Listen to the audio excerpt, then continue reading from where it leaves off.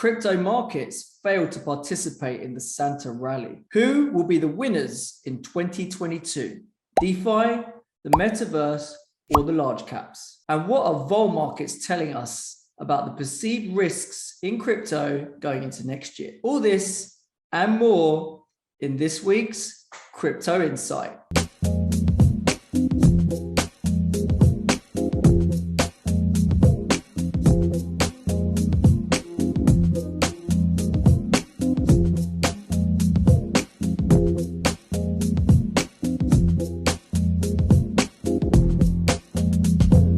Welcome to Crypto Insight, everyone. Today is a special edition. It is my crypto market outlook for 2022. And I've got a special guest with me who knows a lot about crypto markets, has been following things for a long time from Alpha Trades. This is Amal. How you doing, Amal? Doing great, man. Thank you for the invite. Pleasure. So the idea of this is, for me to kind of talk through what I'm thinking about for next year in crypto markets, given that I look at obviously Bitcoin and Ethereum in more detail. I look at the vol space. I look what's going on in the on-chain metrics. But, the reason I've brought Amal on and we're collaborating is because he's really all over the fundamental side of things in terms of some of the altcoin space. And that's not something that I do very much. And I think it's a great thing to have someone on to kind of talk about that.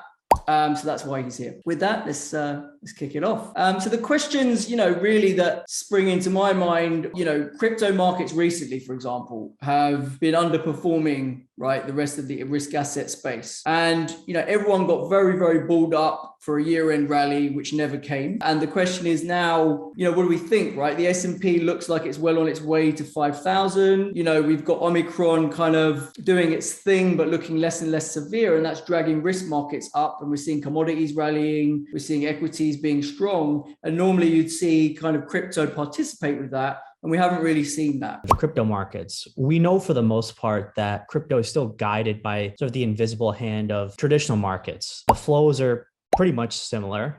The risk is still, pretty much similar in both markets. And I would say as of right now, Omicron, you're right. I think it's still sort of out there doing its thing. And there's still a subtle fear in people's minds. And that may cause some de-risking in the market. We probably have right now, the Santa Claus rally is, the lack of participation in crypto, because I believe for the most part that we had such a massive year in 2021 in crypto. We had that crazy day over the weekend where it slammed through that big 53K support and then touched 42K, even 40K, I think, on some exchanges. When we broke below that 53K area, the technicals looked horrible, right? Because what that meant was that 5-wave advance that I was thinking was on was invalidated from an Elliott wave perspective, which is something that I do look at and care about. And what that said to me was, well, then if this thing isn't an impulsive wave higher, then that means this pullback we're getting is not a 4th wave correction in this advance. It's likely something else. And if we look at what it could be, well, we could zoom back and we could say, well, this entire correction that started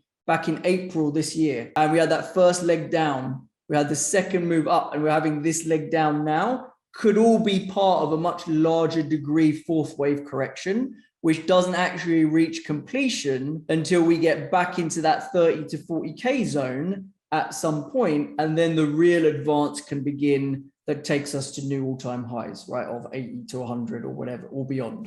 I think the thing that's going to drive a bull rally is going to be the institutions turning up, right? So there's been a lot of talk about the whole of this year, after the bounce out of 2020, the crypto adoption, the likes of Tesla and MicroStrategy going big on it. The whole of this year was about all the other instos catching up and getting approval and getting their head around the idea that they should be allocating in the space, right? They should be allocating in the crypto space, particularly in Bitcoin, as a bit of an alternative store of value, as some part of their portfolios. And I think, Raoul Pal's been a massive advocate of this and saying that this is the thing that's going to drive markets higher. Now, he was also calling for a year-end rally like everyone else and their dog, which didn't happen. He's a believer that a lot of these instos are going to wait until Q1 and they're going to start allocating towards crypto, towards Bitcoin, maybe a little bit of Ethereum. And the reason why he believes that is because, and I've shared on the screen, that you've got the idea that if you look back at a 10-year history and you add just a little bit of Bitcoin into your balanced portfolio, call it 5% or less, the outperformance that you have achieved over that 10-year time horizon is staggering. If I share the Ethereum chart, obviously, or the Ethereum Bitcoin cross chart, that's something I keep an eye on a lot. Followers of mine will know, and definitely threaten to break out to the upside, right? This is one of the reasons why, again, Raoul Pal has been going all in on Ethereum, let's say, or close to all in on Ethereum, because he thought this breakout was happening on this 0.08 level, and we were going to have legs to go a lot higher. And Ethereum's got a lot of things going for it, right? The fact that it's the building block, it's the foundation of a lot of DeFi.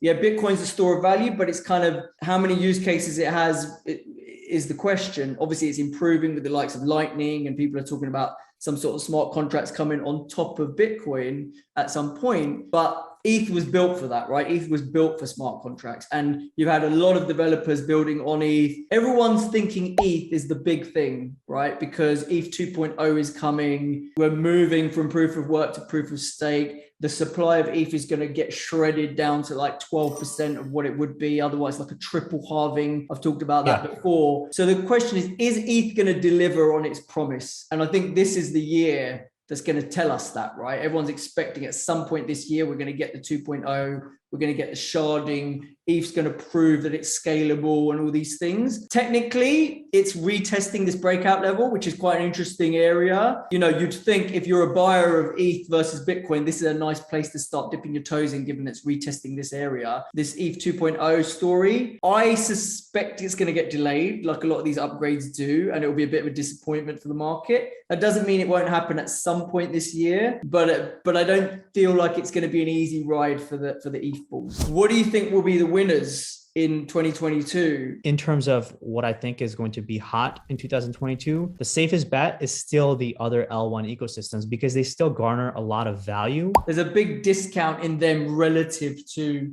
ETH, right? So there's the convergence trade there, right? Exactly. Yeah, exactly. Market cap wise, like they're not huge. I mean, Avalanche, I think, sits at maybe a 20 billion. Solana is somewhere near like 45, 50 billion. If you think that, you know, Ethereum is going to shave off more of its market cap towards these other L1s, some of these can easily double or triple. It's not out of the realm of possibilities. I think GameFi and Metaverse, all this stuff really started to make its way into end of 2021.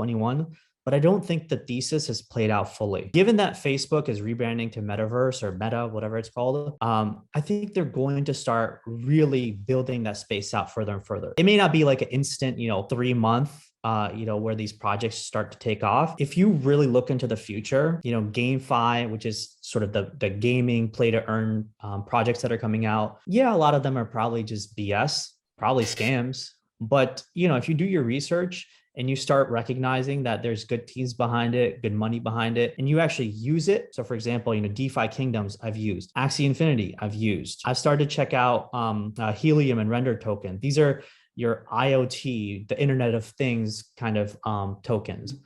So this is my list. What do you think your interpretation is when you see the implied vols at the lows and realized vols sitting at the lows as well? What does that mean to you? I think right now it's a year-end phenomenon a little bit, right? So you would have expected, as we go into a holiday period, less people want to be sitting at their screen trading. You would expect to see a bit of a tail off in terms of realized and implied. They kind of track each other. Now, you don't always see them moving in tandem. Sometimes you see realized fall off a cliff and implied just holds. And the reason it does that is because people anticipate a move will be coming. The fact that implied is getting crushed alongside realized, people are just saying, well, I don't really see a big move either way right now. And that kind of makes sense, right? Because we're in this, and if we go back to when we were looking at the technicals, we're in this consolidation phase. We haven't managed to break above 53, 54K. So we've got no reason to think we've got some really sharp rally about to happen until we get above at least those levels. technicals to feel like that kind of correction has reached an end. We've broken back above key retracements and now it can actually rally. We're not fearful of a sharp move up. So that probably gives people the appetite to sell call options. And if you look at the bottom chart, I've said short dated call selling. This is something which we call the block sniffer. So what this does, it looks at all of the paradigm flows that are going up in Bitcoin over the last 2 weeks, and it highlights the maturities that are trading and the strikes that are trading in terms of the big clips, the big blocks, right? Which are like the more institutional size rather than the retail size. That's what's been happening, and it kind of ties in with like what the technicals are telling us on spot. You don't need to be too scared of a real sharp rally right now.